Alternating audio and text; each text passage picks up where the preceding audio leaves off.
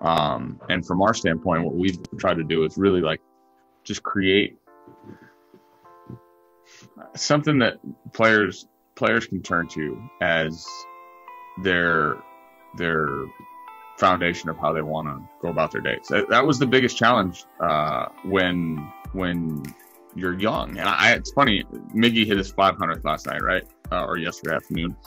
And there was a quote from Riley Green. They were asking a bunch of guys about him, all his former teammates, Verlander and former coaches. And there were two quotes, Torkelson and Riley Green, who were like the two top prospects in the organization.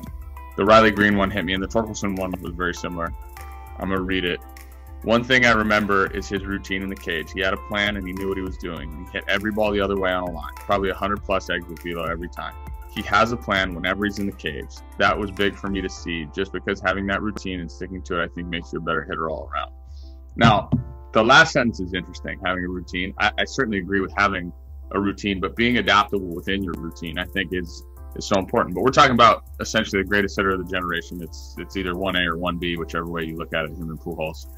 And it's amazing that you're talking about top prospects in the game, 21, 22 years old, whatever they are, 23 years old, having to watch him to understand that, to learn it.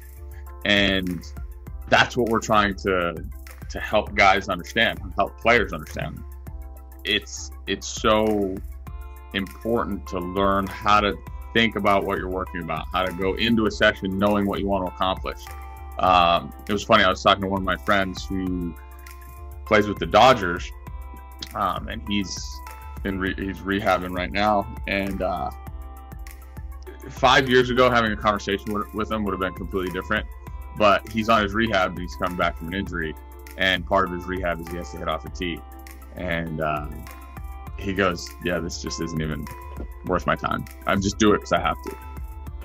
And I said, what do you mean? And he goes, I don't feel like I can get better off the tee.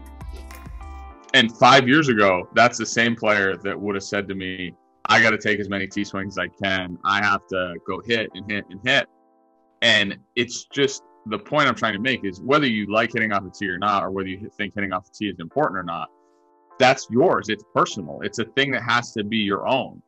And for him, he's gotten to a stage in his career where he goes, I need to work on the challenges that hitting presents me. And I don't feel like I can recreate any of those hitting off the tee, meaning timing, adjustability, strike zone awareness, pitch recognition, all that stuff. So it made sense to me. And it was crazy because that's been the evolution of him as a hitter throughout the years.